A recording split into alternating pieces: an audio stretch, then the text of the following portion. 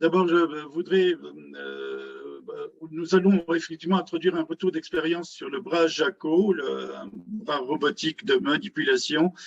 C'est pas l'intérêt porté par l'association Approche sur les bras de manipulation n'est pas nouvelle. C'est même historiquement la naissance même de l'association, une rencontre qui a été faite auprès d'un bras qui à l'époque était fabriqué par une société néerlandaise. Il s'agissait du bras Manus. Il a longtemps fait la joie, le bonheur d'un certain nombre d'ingénieurs et de chercheurs roboticiens qui l'ont utilisé comme outil aussi, comme interface, comme effecteur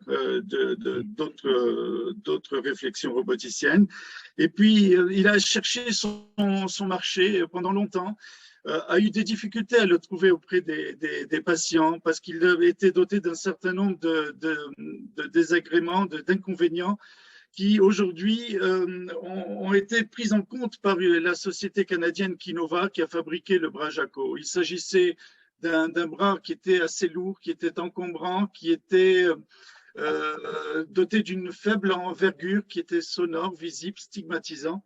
Et c'est vrai qu'on a vu arriver le bras Jaco avec beaucoup d'intérêt, d'attention. Et c'est aujourd'hui, nous commençons notre retour d'expérience en faisant honneur à nouveau aux Canadiens qui, par le biais du professeur Routier, François Routier, va nous permettre de mieux situer les usages qu'en ont fait les patients, les usagers canadiens, là où a été fabriqué le robot. C'est la première partie de la présentation. Je remercie François de son intervention. Ensuite, ce n'est pas Charles Fatal qui va intervenir.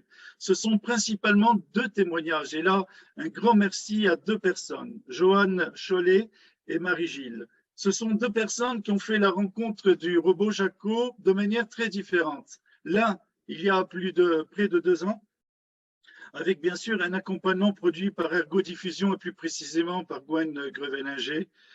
Et puis l'autre aussi, avec le même accompagnement, mais dans le cadre d'une étude expérimentale. Marie a connu le bras Jaco pendant près de 2 mois dans une étude qui lie le CEREM Kinova et l'association Approche, qui en a fait une expérience très différente qu'elle se relatera à la fois dans une vidéo et de manière verbale. Les deux sont associés et je les remercie. Il sera bienvenu, effectivement, si votre bande passante le permet, d'ouvrir la vidéo. Et puis enfin, Virginia Jouan, je pense, l'a déjà suggéré au travers de la vidéo précédente. On a vu un Jaco embarqué sur le fauteuil roulant d'un jeune patient. Je crois qu'elle nous fera un retour d'expérience et partagé, son témoignage direct partagé avec ce jeune patient.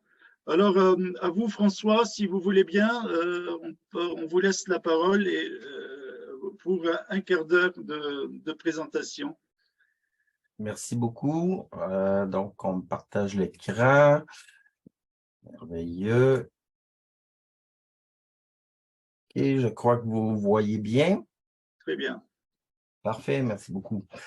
Oui, François Routier, je suis professeur au département de réadaptation à l'Université Laval et je suis également chercheur au CIRIS, dont Véronique a parlé il y a 1 heure environ. Je vais vous faire, je dirais, l'historique des travaux qu'on a menés en collaboration avec Kinova Robotique depuis une quinzaine d'années. Le bras Jaco a été mis en marché en 2008, si je ne me trompe pas. Et nous, on a débuté des travaux en 2009 avec eux. Je dis nous parce que il y a beaucoup de personnes en arrière des différents travaux dont je vais vous parler. Je parle de Josiane Lett, Véronique Maheu, Maude Baudouin, Philippe Archambault, Isabelle Gélina, Martin Lemay, Jason Bouffard et plus récemment, Julie Fayetta. Donc, tout le monde, je vous décrirai pas le bras, là, je crois que tout le monde à l'écran aujourd'hui connaît le bras Jaco et que tout le monde est d'accord sur le fait que c'est une aide technique relativement complexe sur le marché actuellement pour les personnes qui ont des incapacités importantes aux membres supérieurs. Les incapacités de ces personnes-là vont être très variées, de différentes origines. Actuellement, le profil des gens à qui peut bénéficier Jaco est mal défini, ainsi que les effets et impacts réels de l'aide technique. Donc, c'est un peu ça que je vais vous présenter là, au cours des prochaines minutes. Là. Donc, c'est-à-dire qu'est-ce qu'on a fait au cours à travers les années, là, ce qu'on a voulu faire, là, c'est évaluer l'impact du bras robotisé Jaco dans le cadre de la réalisation de différentes habitudes de vie. Et aussi, on a voulu décrire la nature et l'impact ou l'importance des activités réalisées avec le bras Jaco dans le milieu de vie de ses utilisateurs. Et quand on parle d'utilisateurs, on parle, oui, de la personne là, qui l'utilise, mais également les aidants. Donc, une première étude là, qui a été menée en 2009-2010, publiée en... Oups, excusez-moi, je vais revenir. Ça ne devait pas bouger, ça. Je vais juste enlever de mon écran des choses qui ne me sont pas utiles. Désolé. Bon, je suis de retour. Donc, on a notre première étude où on a voulu simplement vérifier si Jaco était efficace, facile à utiliser et on voulait, je vais dire, investiguer un peu le potentiel économique de Jaco. Donc, auprès de 31 personnes d'utilisateurs potentiels de Jaco, là, donc des gens naïfs, là, je dirais, on a voulu vérifier s'ils étaient capables de réaliser différentes tâches avec le bras Jaco. On parle ici de saisir une bouteille, appuyer sur les boutons d'une calculatrice, prendre un mouchoir dans une boîte, prendre une paille dans un verre situé sur une table et verser de l'eau dans un verre. Bon, ce qu'on a pu démontrer, c'est que la majorité des gens, en quelques essais, en fait, en 2 tentatives, réussissaient à 93% là, à accomplir les différentes tâches qui leur étaient demandées. 100% des gens en 4 tentatives le réussissaient et que 95% des participants nous indiquaient que Jaco pouvait les aider dans la réalisation d'habitudes ou d'activités dans la vie quotidienne. Et au niveau économique, on a pu quantifier que Jaco pouvait probablement sauver un peu plus qu'une heure, là, 1h15 environ, de temps d'une tierce personne là, qui aide normalement l'utilisateur du bras Jaco. Donc, il y avait un potentiel économique annoncé. Deuxième étude, quelques années, 2 ou 3 ans plus tard, on a voulu valider si Jaco peut améliorer l'autonomie des personnes qui l'utiliseraient. Et aussi, on a voulu documenter la satisfaction perçue des utilisateurs potentiels et leur perception sur la qualité de vie lorsqu'ils l'utilisent. Donc, on a testé le bras, dans ce cas-ci, auprès de 7 utilisateurs potentiels pendant une durée d'1 mois. Il faut comprendre que tester Jaco auprès d'utilisateurs potentiels prend beaucoup de temps. Nous avions à cette époque-là qu'un bras, donc un mois chacun, avec un peu de temps entre les participants, faire 7 utilisateurs, ça prend grosso modo 1 an à réaliser. Tous les utilisateurs avaient reçu une formation minimale avant l'utilisation de Jaco. Quand je dis minimale, c'est l'utilisation, la formation, je vais dire déployée par l'entreprise lorsqu'elle vend au Québec un bras robotisé parce que le bras Jaco n'est pas remboursé, donc ce n'est pas une formation spécifique en centre de réadaptation, donc c'est vraiment la formation fournie par l'entreprise. On a évalué les gens avec différents instruments de mesure, là, principalement la mesure des habitudes de vie, la MAVI, qui est un outil de mesure qui a 62 items, si je me souviens bien. Le TEMPA, le PIADS à 10 items et l'ESAT ou le Quest là, en anglais. Et aussi, on leur demandait de compléter un logbook dans lequel il indiquait quelles activités ou tâches ils réalisaient avec Jaco au cours de la journée.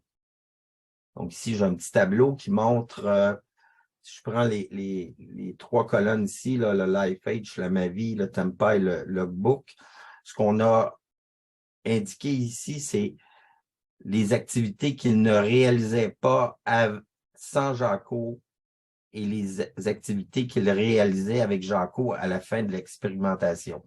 Donc, de toute la liste des 62 habitudes de vie de la MAVI, ben, le premier participant, il y a 2 habitudes de vie qu'il a réussi à améliorer avec Jaco.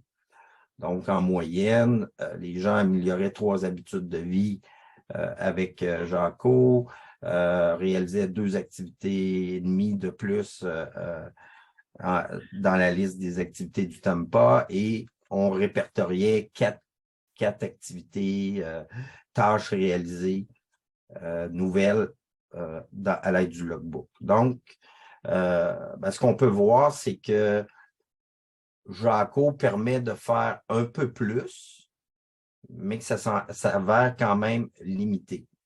Au niveau de la satisfaction, les gens étaient relativement satisfaits, même je dirais très satisfaits de Jaco, avec une moyenne de 4,2 sur 5. Là. Il y avait un participant qui était moins satisfait et les autres étaient plutôt très satisfaits. Et en termes de qualité de vie avec l'aide technique, ben, c'est sur une échelle de -3 à 3. À 1,3, on peut dire que les gens ont relativement de meilleure qualité de vie lorsqu'ils utilisent l'aide technique. Là, un peu plus tard, là, on s'est mis à réaliser des études sur une plus longue période, 2 mois, pas parce qu'on avait beaucoup plus de bras, mais qu'on réalisait qu'une période d'1 mois est quand même limitée. Les gens apprennent encore pendant le mois et on est peut-être dans une zone que je pourrais appeler lune de miel. Hein, on a une belle aide technique. C'est le fun, mais à travers le temps, ben, ça peut peut-être diminuer l'utilisation. Donc là, on a prêté le bras à 7 utilisateurs et on a aussi documenté auprès des aidants l'impact de Jaco. On a utilisé essentiellement les mêmes outils de mesure et on a réalisé des entrevues en plus. Au lieu d'utiliser la MAVI telle qu'elle, on a plutôt développé un guide d'entrevue basé sur la MAVI. Ce qu'on a noté que Jaco augmente la performance dans la manipulation et l'accomplissement de certaines habitudes de vie. Encore là, ça demeure limité, mais c'est limité, mais très important pour les personnes qui les réalisent. Les gens sont satisfaits et l'impact sur la qualité de vie est aussi important. Et au niveau de l'aidant, ce qu'on note toutefois, c'est que ça diminue légèrement le fardeau des aidants. C'est peut-être là, qu'on a le moins là, de résultats intéressants. On a réalisé la même étude auprès de 10 utilisateurs qui avaient différents types de maladies neuromusculaires, plus rares, des dystrophies de Duchenne, de Becker ou des amyotrophies spinales. Donc, 10 utilisateurs, 7 aidants. Donc, ce qu'on a relevé ici, c'est que la participation sociale des participants avec Jaco s'est améliorée de façon continue pendant les 2 mois. Ces participants ont pris part activement à un plus grand nombre d'habitudes de vie et ont perçu moins de difficultés et étaient plus satisfaits de leur participation lorsqu'ils utilisaient Jaco. Et on note aussi que peu d'habitudes de vie ont pu être réalisées de manière totalement autonome. Donc, ça vient un peu appuyer là, ce qu'on disait tantôt là, sur l'effet sur les aidants. Ben, c'est peut-être un peu plus limité ici. Et la dernière plus grande étude qu'on a réalisée, dont on est en train, j'ai beaucoup de difficultés avec les slides. La dernière étude qu'on a réalisée, en fait, on a voulu rejoindre toutes les personnes qui avaient un bras Jaco au Québec. À ce moment-là, c'était 31 personnes. On a réussi à pas à en rejoindre, mais il y en a 21 qui ont accepté de participer. Il y en a 10 qu'on n'a pas pu rejoindre ou qui ont refusé de participer. Donc, c'est à prendre en note, là, j'y reviendrai là, dans l'interprétation des résultats. Donc, on a pu réaliser notre protocole, nos différents outils quantitatifs et les entrevues menées auprès de ces personnes-là. Donc, ce qu'on a observé, je dirais, premièrement, une très grande variété dans les expériences des participants. Hein. Oui, on a des impacts positifs, mais vu que c'est les vrais utilisateurs de Jaco, donc des gens qui avaient Jaco depuis 1 an, 2 ans, 3 ans, ben aussi, on a pu avoir des effets négatifs. Hein. On n'a pas juste des impacts lune de miel, hein. On a aussi des impacts négatifs, mais même l'effet ou l'absence d'effet aussi qu'on a pu noter. Hein. Je vais vous lire quelques verbatim là, qu'on a pu avoir là, auprès de participants. Hein, du point de vue positif, là, il y en a un qui nous a mentionné, bon, j'ai toujours besoin de demander, disons, si j'ai soif, ma mère m'apporte quelque chose à boire, le café pour moi, ça prend 1 heure pour le boire quand quelqu'un me le fait boire. Avec Jaco, ça prend moins de temps, je peux le boire à mon propre rythme. Donc ça, c'est un effet positif.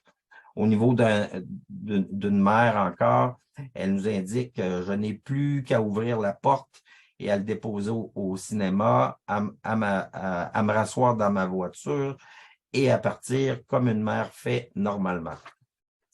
Ce qui ne semble pas le cas sans Jaco. Au niveau des effets des impacts ou en tout cas des avis négatifs, beaucoup étaient au niveau des coûts ou tout ce qui entoure les coûts. Un exemple, vous avez l'entretien, le coût, et puis vous avez les réparations pour un bras qui ne durera pas plus que 5 ans. Pourtant, nous nous excusons, mais nous n'avons pas réalisé que les moteurs seraient moins bons. Donc là, vous feriez mieux d'avoir une 2e génération. Hein, c'est pour montrer que les gens, bon, ils acquièrent Jaco à des coûts importants, mais ils ne réalisent pas qu'il y aura d'autres coûts par la suite. Et ce qui était intéressant là, de commentaires négatifs comme ça pour l'entreprise, ben, c'est d'avoir un vrai feedback de vrais utilisateurs sur qu'est-ce qui doit être amélioré. Et effet neutre, là, je vais donner un exemple d'un utilisateur, c'est en lien avec l'ouverture des portes. Bon, les portes, je préfère demander à quelqu'un, car ce n'est pas automatique. Je sais, c'est plus une habitude. Je n'ouvre pas vraiment les portes avec le bras. Donc, pour lui, c'est un peu compliqué. Il anticipait probablement qu'il serait capable, mais finalement, c'est plus facile lorsqu'il est accompagné de quelqu'un de faire ouvrir la porte par quelqu'un d'autre. Donc, je pense qu'ici, on a eu la réalité des effets de Jaco parce que parce que les gens avaient leurs bras depuis longtemps. Bon, il y a quand même 10 personnes qu'on n'a pas rejoint, là, pratiquement un tiers des utilisateurs. Hein, ben, il y en a là-dedans qui ont arrêté de l'utiliser, puis on n'a pas eu leur feedback. Eux avaient probablement beaucoup d'aspects négatifs à mentionner et on n'a pas pu le collecter. Donc, ça, c'est une limite de l'étude. Ce que je veux montrer maintenant, c'est les effets, la satisfaction. Hein, plus de la moitié sont assez à très satisfaits de leurs bras. Le tiers, un peu plus que le tiers sont plus ou moins ou assez satisfaits. Donc, la majorité là, ont un niveau de satisfaction positif de Jaco. Et les effets psychosociaux, ben, c'est encore là un tiers qui a des effets très positifs, un peu plus que l'autre tiers, des effets moyens et un quart environ là, qui se considère ne pas avoir des effets nuls. François, pardon de vous interrompre. Il vous reste 2 minutes, si vous Oui. pouvez aller sur les dernières diapos. Parfait, il me reste environ 1 minute. Donc, Allez. je catégoriserai là, les effets qu'on a observés là, sur 3 catégories. Hein, beaucoup d'effets sur le travail et la vie autonome, des effets sur l'utilisation quotidienne pour des activités courantes, hein, l'utilisation du téléphone, boire, récupérer des objets au sol, et aussi des effets là, sur des utilisations pour des activités très précises. Là. Certains utilisaient, par exemple, le bras pour peindre et d'autres mentionnaient, ben, lorsqu'on avait des sorties, ben, je peux être avec des amis et boire moi-même. En conclusion, je dirais que l'expérience du Québec montre des bénéfices limités, hein, je le mets entre guillemets, mais importants pour les utilisateurs de Jaco. Pour les aidants, il y a des effets. Il y a une diminution du fardeau, mais encore là, ça demeure limité. Les conditions de succès de Jaco, lorsqu'on préconise Jaco, lorsqu'on attribue Jaco, demeurent mal connues. Hein. Quel profil de personnes ont le plus de chances de profiter de Jaco? Ce n'est pas connu. Ça prend quand même de grands échantillons pour faire ce genre de prédiction. Plus on collectera de données, ben, plus on pourra y arriver. C'est des échanges comme aujourd'hui qui vont permettre d'y arriver. Et mon dernier commentaire, ben, c'est en lien avec l'entraînement et l'adaptation de l'environnement des utilisateurs de Jaco. Actuellement, ces gens-là ont une courte formation à l'utilisation de Jaco. Il y a peut-être une formation continue à avoir. Hein, j'acquiert l'expérience, j'ai des nouveaux objectifs. Donc, il y a peut-être des rappels de formation à faire et il y a des expériences à partager entre utilisateurs de Jaco. Donc, sûrement des plateformes à mettre en place pour profiter de l'expérience des autres. Et l'adaptation de l'environnement des personnes est extrêmement important, ce qui n'est pas toujours fait, surtout lorsqu'on fait une expérimentation de 2 mois. Merci François, merci beaucoup pour ce retour qui est le plus riche puisque c'est là qu'est implanté dans le plus grand nombre de maisons le Jaco. Alors de ce retour, on va dire d'expérience un peu littéraire, on va aller vers le terrain et au travers de 2 regards.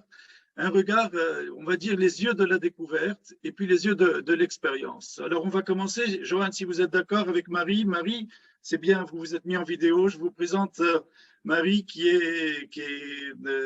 a participé à l'étude Tetra Jaco il y a quelques semaines, qui nous a offert un retour assez spectaculaire de l'appropriation du Jaco et qui avait aussi envie de partager avec nous cette expérience avec les yeux de la découverte.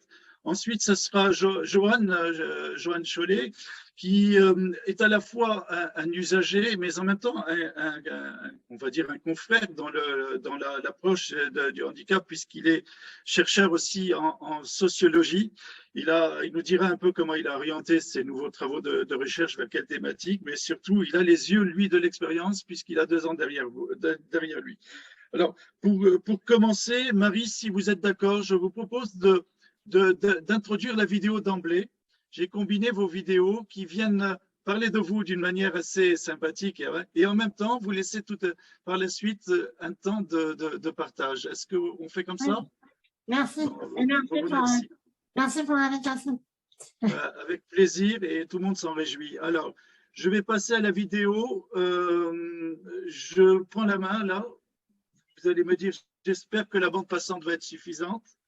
Est-ce que tout le monde voit l'image? Je vais lancer la vidéo. Oui, Charles, c'est bon.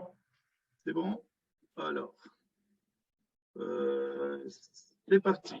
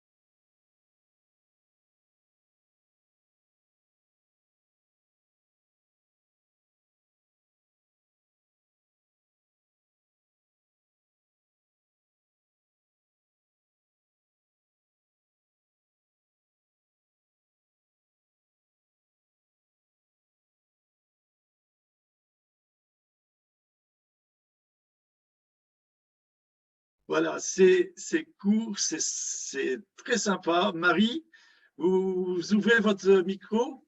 Oui. Je vous laisse vous présenter, Marie, parce que, indépendamment de l'expérimentation, vous avez une vie active et que je vous laisse faire connaître et puis peut-être nous indiquer comment vous avez reçu Jaco à la maison. Comment votre entourage l'a un peu accueilli? Les propos rapportés par les éléments de littérature apportés par François nous interrogent aussi sur la façon dont les aidants ont accepté, ont accueilli aussi le bras. On vous laisse la parole, nous dire un tout petit peu ce que vous avez envie de nous dire. Et puis les choses essentielles sur lesquelles vous avez trouvé vraiment un point d'acuité. Alors, bonjour à tous. Je m'appelle Marie. Je suis infographiste et aussi, comme vous avez vu, je fais des vidéos sur Internet. Donc, voilà, ce bras, en fait, j'ai pu découvrir en allant à Darche pour à la plateforme Nouvelle Technologie. En fait, j'ai allé là-bas pour autre chose. Et j'ai vu ce bras que j'avais repéré en vidéo avec un jeune homme qui avait essayé ce bras. Et je me suis dit, wow, ce bras, il est incroyable. J'aimerais bien l'essayer. Et en allant à Darche, à cette plateforme, j'ai vu ce bras. Et j'ai dit, ah, vous avez le bras Jaco. Et ils venaient de le recevoir il n'y a pas longtemps. Et en fait, ils m'ont dit, est-ce que vous voulez l'essayer pendant une journée à Darche? Et moi, en fait, je démarrais à ce moment-là un documentaire sur ma vie avec mon frère, parce que j'ai démarré un traitement pour ma maladie et j'ai voulu filmer tout ça, toute cette expérience et aussi tout ce qui peut aider dans le handicap. Et notamment ce bras, voilà, j'ai voulu filmer. Et après, Gwen, donc de diffusion, m'a dit, si vous voulez, vous pouvez l'essayer pendant 2 mois. Et j'ai dit, allons-y. Mais je savais qu'au bout de 2 mois, je pourrais plus l'avoir, malheureusement. Puis je me suis dit, est-ce que je l'essaye ou pas? Et j'avais envie quand même de l'essayer.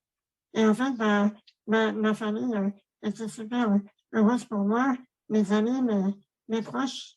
Et en fait, je n'imaginais pas que ce bras allait m'apporter un vrai impact sur ma santé, notamment. Je ne pouvais pas imaginer, je savais qu'il m'aiderait un peu, mais je n'imaginais pas à ce point-là. Donc, c'est un Alors, bras. Marie, pour rythmer un tout petit peu, vous m'avez expliqué que vous faisiez parfois des fausses routes, que les tierces qui parfois vous donnaient à manger, un peu se fatiguaient parfois, ou perdaient l'attention, ou le faisaient trop vite et vous amenez finalement à multiplier le risque de fausses routes. Et c'est là que Jaco s'est révélé comme un acteur un peu essentiel dans la prévention de vos fausses routes. Exactement. Ça m'a aidé pour pas mal de choses, mais au niveau d'un repas, ma maladie a évolué, forcément, notamment ces dernières années, et au niveau de la déglutition. J'ai beaucoup de mal à manger et je fais beaucoup de fast-food.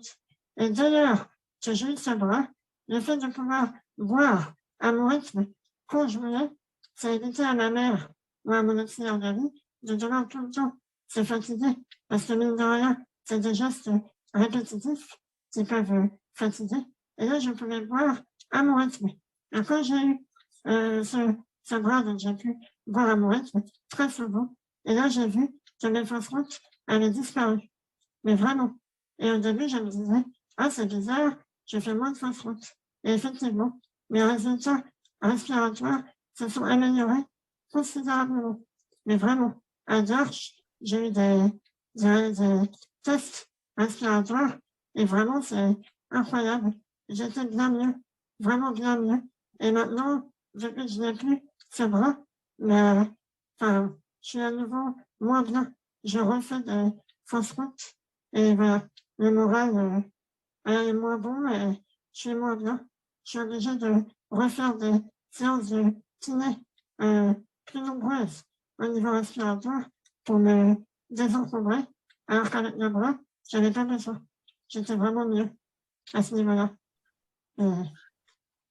Marie, vous qui avez une vie active aussi au sein, pas comme infographiste seulement, mais j'ai compris au sein d'une association, vous présidez une association.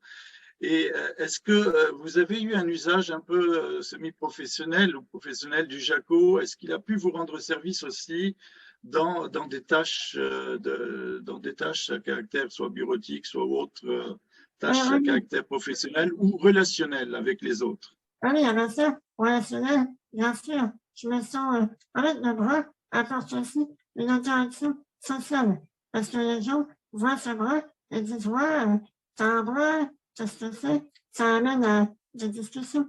Et ça, c'est merveilleux. Parce que les gens ont peur, souvent, quand même, de venir parler, aborder des personnes en situation de handicap. Et aussi, au niveau, justement, quand je vais sortir avec des amis, le fait de pouvoir boire moi-même et me débrouiller pour des choses, je me sens plus autonome, forcément. Et la moindre autonomie que je peux avoir, c'est merveilleux. Et au niveau du travail, justement, je fais des vidéos sur Internet, j'interviewe des personnes handicapées et je parle énormément pour poser des questions. Et le fait de boire seul, ça me permet d'être plus de mieux travailler, pouvoir passer plus de temps pendant mes interviews, pendant mon travail. Après, au niveau Je comprends bien. c'est surtout... Marie, je vais vous... Oui. Allez-y, c'est surtout... Non, je disais, c'est surtout au niveau d'éducation et puis aussi sécurité. Le fait que je puisse boire moi-même, etc. Ma mère ou le tiers de vie peut, par exemple, sortir, aller dans une pièce à côté, il n'y aura pas de risque de m'étouffer avec ma salive, choses comme ça. Voilà, ça c'est effectivement un retour intéressant situationnel que vous avez vécu qui vient peut-être resituer la contribution vis-à-vis des aidants. Il va y avoir d'autres personnes qui vont vous poser des questions tout à l'heure. Je propose maintenant de passer à l'autre témoignage, on reviendra vers vous Marie, à l'autre témoignage de Joanne qui a une autre connotation, qui est assez originale. Joanne, vous laisse vous présenter après le passage de la vidéo, vous voulez bien? Pas de problème. Ok, j'ai un partage d'écran. Je vais sortir alors je suis sorti là du partage. Je vais chercher l'autre vidéo. Voilà. Vous voyez là l'image de la vidéo? Oui. Et maintenant, je lance la vidéo. J'ai choisi cette vidéo, Johan. J'espère que vous.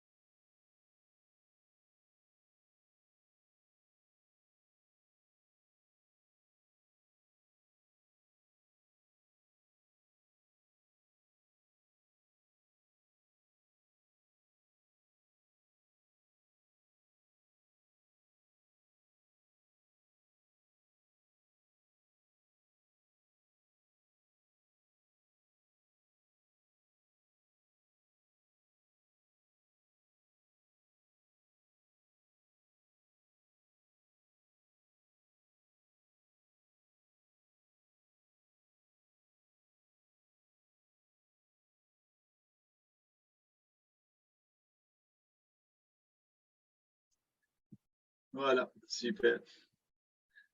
Voilà, Johan, vous avez 2 ans derrière vous d'utilisation du bras Jaco, mais avant de nous parler de votre expérience du bras Jaco, peut-être nous dire qui vous êtes, et ça intéressera, je pense, de manière globale toute l'association Approche. Moi, je suis Johan Cholet, utilisateur de Jaco depuis 2 ans. Je suis atteint de myopathie des ceintures et je suis aussi sociologue, spécialisé depuis une dizaine d'années dans les usages du numérique, les usages relationnels, plutôt des outils de communication jusqu'à présent. Et ça fait 24 ans que je porte un regard sociologique sur la question du handicap, puisque j'examine maintenant les relations entre technique, intimité et handicap. Voilà. Donc, pour dire un peu qui je suis. Très bien, merci Johan. Alors on se dit, Johan, il a acquis un bras Jaco. On se dit, comment a-t-il fait pour le financer déjà? C'est sûrement la question que Marie-Gilles se pose de son côté. Pour le financer, il faut avoir été convaincu qu'il est utile, parce que ça coûte cher un bras Jaco. Comment vous avez regardé le bras Jaco dans votre première rencontre que vous avez faite avec le dispositif, et quelles perspectives vous vous êtes ouvert, tant sur le plan professionnel que sur le plan relationnel, puisqu'on voit beaucoup le rôle que joue Jaco dans votre relation à l'autre? Oui, alors, du coup, bon, c'est vrai que c'est un dispositif que je connaissais de longue date avant même d'envisager d'en faire l'acquisition. Là, on a l'occasion, dans les émissions comme le Téléthon, parce que je suis proche de la FM, d'entendre parler de ce type d'aide technique qui me paraissait pas comme étant plus pertinent que ça dans ma situation, parce que tout bêtement, je m'étais pas jamais vraiment demandé à quoi ça pourrait me servir. Et notamment parce que je rencontrais des difficultés de plus en plus importantes. Même, on était arrivé à une impossibilité de faire des photos tout seul. J'ai commencé à me dire que ces petites techniques que je connaissais pourraient m'aider à faire de la photo. Et ça a été, je pense, un de mes moteurs une de mes motivations principales. Donc, j'ai fait des essais. Et assez rapidement, il est apparu que, j'essaye d'être concis, mais de mettre le focus sur les points qui me sont importants. Une première étape de personnalisation était pour moi indispensable, pouvoir penser cette tête technique comme étant utile. Vous connaissez certainement le bras Jaco, il est équipé d'un joystick qui est assez difficile d'usage, à plus forte raison pour une personne myopathe comme moi, et donc ce joystick il fonctionne sur 3 axes. Donc, pousser vers l'avant, l'arrière, les côtés, et il tourne sur lui-même, ce qui permet d'effectuer 3 mouvements en même temps sur un seul mode. Interfacé avec le joystick de mon fauteuil, ben forcément, mon joystick, lui, n'a que 2 axes, donc j'ai interrogé Gwen, dont Charles parlait, en lui disant comment est-ce qu'on peut faire en sorte d'émuler en quelque sorte ce 3e axe de mouvement, parce que si je dois me servir du bras et pour attraper un verre sur une table, y passer 10 minutes, me connaissant, je suis quelqu'un d'assez speed, je me suis dit, je m'en servirai jamais et ça ne me servira à rien. Donc c'était jusqu'à ce moment-là pas encore fait, donc lors du 2e essai que j'ai fait du bras, on a discuté avec les techniciens de Kinova en Allemagne, qui sont venus d'ailleurs à mon domicile, et on a réussi avec des contacteurs qui, dans mon installation finale, se trouvent au niveau de mes pieds, on a reproduit ce 3e axe, ce qui fait que je peux, avec mon bras et en me servant du joystick de mon fauteuil pour m'en servir, faire 3 mouvements en même temps. Donc ça, c'était vraiment quelque chose de fondamental. De la même façon, j'ai absolument voulu qu'on me garantisse, puisque je fais de la photo, je vous l'expliquais, il faut que je puisse avoir les mouvements précis. J'ai demandé à ce qu'on me garantisse que sur mon installation, je pourrais conserver la proportionnalité au niveau des mouvements, ce qui n'était pas garanti au début, puisque bon, pour des considérations techniques, on n'était pas sûr que le mouvement ne serait pas un mouvement tout ou rien, quoi. Donc, je n'étais pas sûr de pouvoir faire des mouvements fins. Donc, une fois que j'ai eu ces 2 garanties-là, je me suis engagé dans le projet de financement qui a été hyper compliqué. J'ai été financé par un MDPH et le fonds de compensation de manière assez conséquente. Ils m'ont donné 15 000 €, ce qui est pas mal en soi, mais sur 52, ça fait pas beaucoup. Mon employeur, le CNRS, a traîné la patte et m'a péniblement accordé 10 000 € et j'en étais là quand et voilà, j'avais fait un peu le tour des financements possibles. Et en fait, c'est des rencontres à un coup de bol. J'ai initié une opération avec le Lions Club local pour essayer de trouver des financements complémentaires.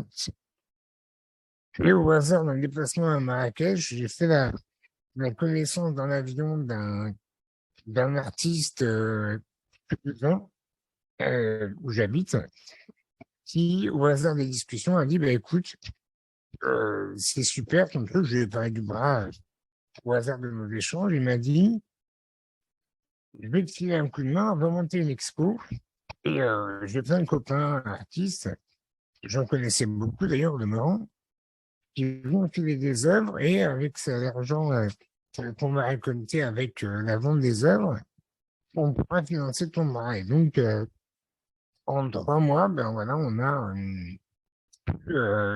financé les quelques 20 000 € qui manquaient. Donc, voilà, c'est un gros coup de bol, quoi, hein. C'est de la chance, de l'organisation, parce C'est que un parcours.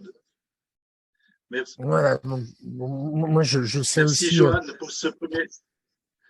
Premier retour. Pardon de vous interrompre, excusez-moi. Je vous laisse en même temps reprendre votre souffle parce que vous avez le mérite d'aller chercher avec la VNI votre souffle.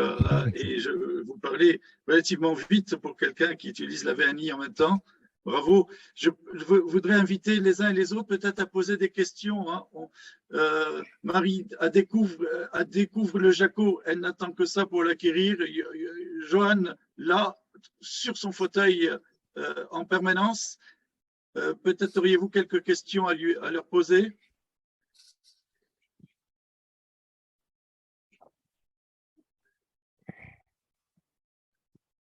Est-ce qu'il, dans votre vie professionnelle, Johan, est-ce que vous avez intégré Jaco?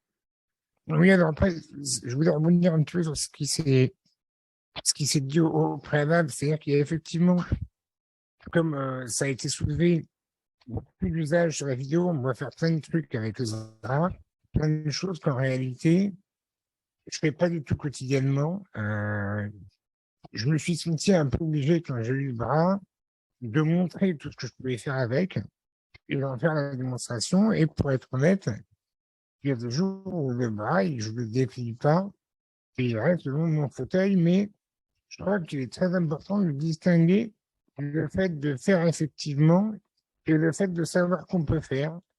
Donc ça, je pense qu'il y a vraiment un réel intérêt de savoir que si on veut, on peut, même si on fait le choix de boire avec l'aide de quelqu'un, parce que ça va mettre 10 fois moins de temps, on sait que si on veut boire tout seul, on peut le faire. Et ça, je pense que c'est vraiment fondamental.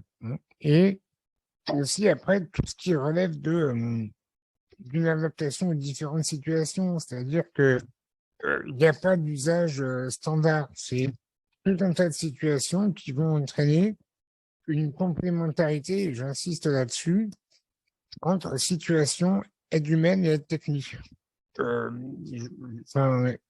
parlait tout à l'heure de la façon dont les aidants acceptaient ou pas le bras, ils n'ont pas accepté, c'est-à-dire que le bras, il est là, qu'ils leur volent une part de leur boulot, ben oui, à la limite, tant mieux. Et s'ils leur en donnent davantage parce que on fait plus de trucs et que tu peux nous aider à mettre en place tous les trucs qu'on va pouvoir utiliser de manière autonome avec le bras, tant mieux aussi. Mais moi, pour moi, il n'y a pas vraiment pas une concurrence, mais une complémentarité entre ces deux types d'aide. Et je pense que c'est fondamental de les penser comme ça, quoi. Ce retour va plaire à beaucoup de monde. Effectivement, c'est important de considérer que le passage de l'indépendance à l'autonomie et tient simplement à la liberté du choix qu'opère l'usager. Et j'ai envie de manger seul, je mange seul, j'ai envie de me faire donner à manger, je me fais donner à manger. Mais si Jaco m'offre cette marge d'autonomie possible, effectivement, le combat est gagné. Et je pense que vous l'avez ressenti, Marie, dans votre quotidien. Vous avez dit à un moment donné sécurité, mais j'ai entendu aussi vous donner la liberté à un aidant de vaquer à d'autres occupations. Ça m'a plu, ça. Exactement. Comme l'a dit Johan, il ne faut pas mettre en concurrence l'aide technique et l'aide humaine. Les deux sont essentiels. Et moi, le bras, ça a été une vraie liberté pour moi, mais ça n'a pas empêché les aidants de s'occuper de moi. Et c'est vrai que je me dis que en tant qu'adulte, actuellement, nous, on n'a pas de médicaments miracles, on n'a rien pour nous aider.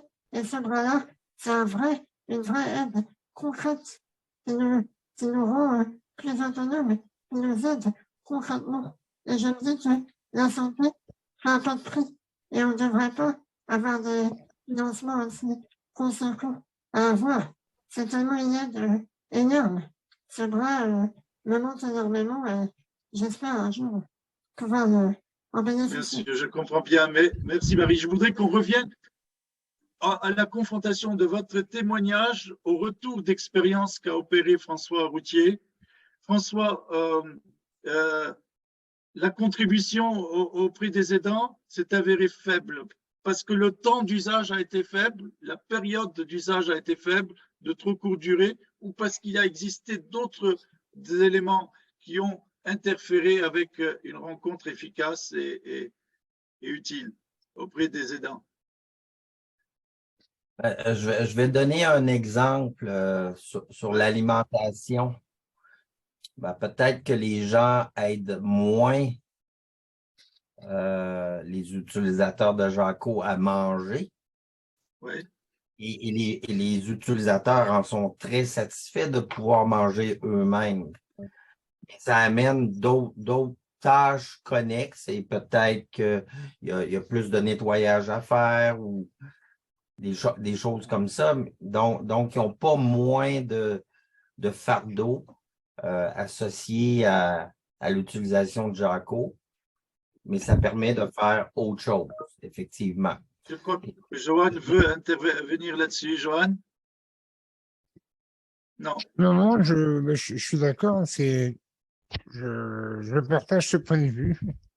Puis, Y en a-t-il fait, d'autres questions à poser à François, Marie et Johan avant d'aborder le dernier petit témoignage auprès d'un enfant qui pourrait nous donner aussi un autre regard aussi sur la façon dont l'enfant, moins bien sûr, sans a priori, peut aborder un tel dispositif. Y a-t-il d'autres questions? Oh, l'attention de François, Marie et Johan. Moi, juste, vous avez évoqué, Marie, qu'au niveau des relations sociales, c'était quelque chose d'intéressant. Je me demandais un peu en quoi, Joanne et Marie, le regard qu'on porte sur vous, à la fois, ça vous donne des possibilités qui donnent, enfin, comment dire, dans la relation sociale, et à la fois, c'est quelque chose qui occupe aussi l'espace. Du coup, c'est quoi un peu cet aspect-là, en fait, plutôt Alors, dans le regard des autres ou dans la relation sociale? en fait, moi, la première chose que j'ai remarqué, c'est que moi, comme Joanne, on a des maladies où on a un aspect figé, malheureusement. On n'a pas de mouvement, on peut pas se mouvoir. Et là, ce bras, ça nous a donné des choses dans là-dessus. On peut agir concrètement. Par exemple, si je suis avec des amis au restaurant, je peux traiter avec eux. Et rien de ça, c'est incroyable. On peut pas imaginer quand on peut le faire soi-même. Et là, de pouvoir le faire, et ce bras m'a donné l'opportunité de faire des gestes simples que je n'ai jamais fait.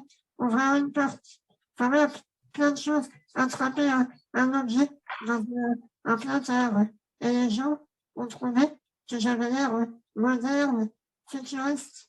Et même une fois, une dame m'a fait un geste, une caresse sur le bras, et ça m'a touché, en fait. Je trouvais ça génial. Johan, un petit mot là-dessus aussi, dans le prolongement de Ouais, Marie. Pardon de ouais, vous interrompre, Marie. Johan, sur j'ai le écrit, relationnel, parce qu'on le voit beaucoup dans votre film.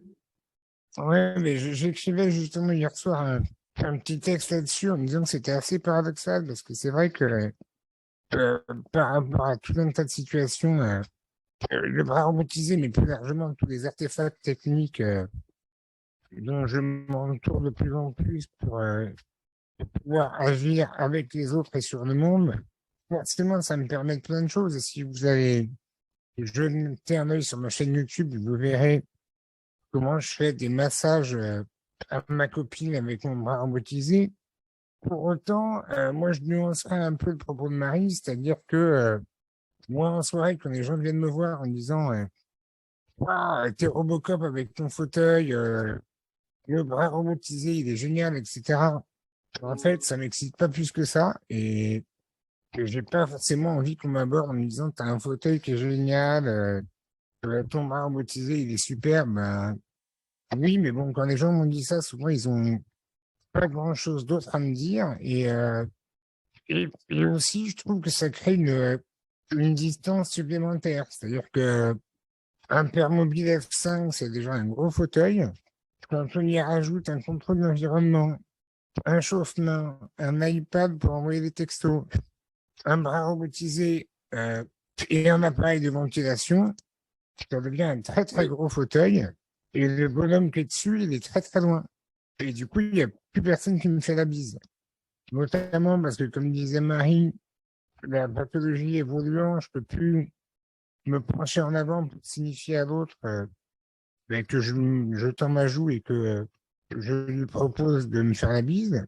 Bah, du coup, je suis encore plus loin. Et cette caresse sur le bras, du bras robotisé, moi, je préférais qu'on la fasse sur mon bras à moi et pas sur mon fauteuil, quoi. Et donc voilà, donc c'est un petit peu Merci pour paradoxal. ce témoignage qui vient nuancer un tout petit peu les choses, comme quoi finalement chacun va chercher dans le Jaco des éléments qui cadrent avec sa relation à l'autre et avec son environnement, qu'il soit humain, matériel, etc. Je propose une chose, c'est d'abord de vous remercier avant de laisser la parole à Virginia Jouan, qui ensuite laissera s'enchaîner l'atelier suivant directement sans question, si vous voulez bien. Je remercie François, un grand merci pour ce retour d'expérience. Merci Joanne et merci Marie. Nous sommes destinés à nous revoir et je l'espère parce que vous avez beaucoup de choses à nous faire partager pour nuancer nos enthousiasmes et en même temps nous encourager à continuer. Je remercie d'avance Virginia pour nous offrir ce petit retour d'un enfant et je vous laisse la main pour partager l'écran et je crois qu'il y a une vidéo, n'est-ce pas? Une vidéo commentée peut-être. Oui, oui, tout à fait. C'est un peu les différentes étapes pour avoir par rapport à l'acquisition du bras Jaco. Donc, chez Yana, qui a 12 ans et qui a depuis décembre 2020, qui a eu le robot Jaco embarqué sur son fauteuil. Donc là, donc, c'est le premier essai en 2016. Donc là, c'était pour voir s'il y avait une bonne compréhension du mode Jaco, comment ça s'utilisait, et surtout la faisabilité motrice, parce que Yana utilise son pied droit pour mobiliser avec le joystick. Donc là, c'était en 2016 avec Gwen, donc de l'ergodiffusion, là, pour les essais. Donc, il comprenait très bien comment ça fonctionnait. Donc là, il avait 6 ans. Et donc après, Yana, pendant ce temps-là, lui, s'est retrouvé n'avait pas encore son fauteuil roulant électrique.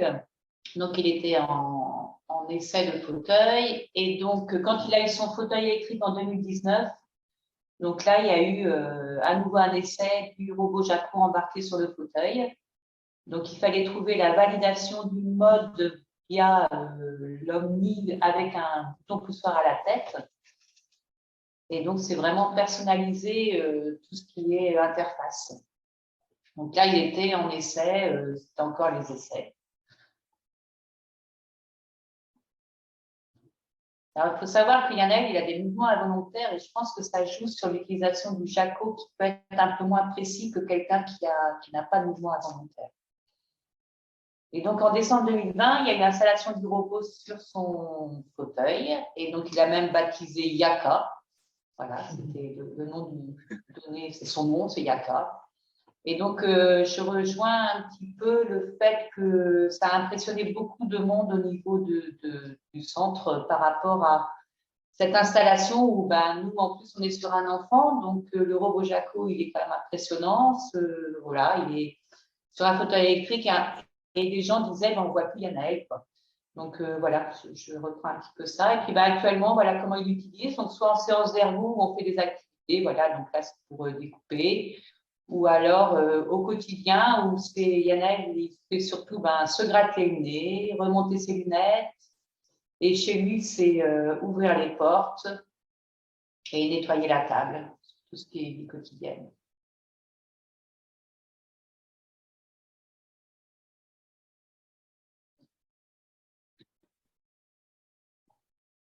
Et je pense que c'est la fin. Le fait de pouvoir faire des choses, de savoir ça saccadait un peu.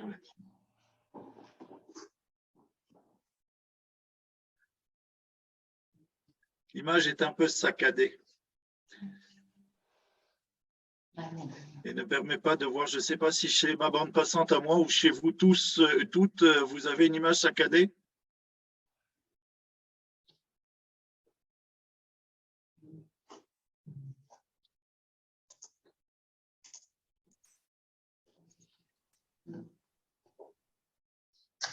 Voilà. Alors, oui. Très bien. Merci Virginia. On va se séparer là-dessus pour conserver le timing et enchaîner avec l'atelier suivant qui fait l'objet d'une présentation par Karima Anache, je crois, de l'AFM ou par quelqu'un qui la remplace, je ne sais pas. Oui, bonjour. Un grand merci Charles et tous les intervenants.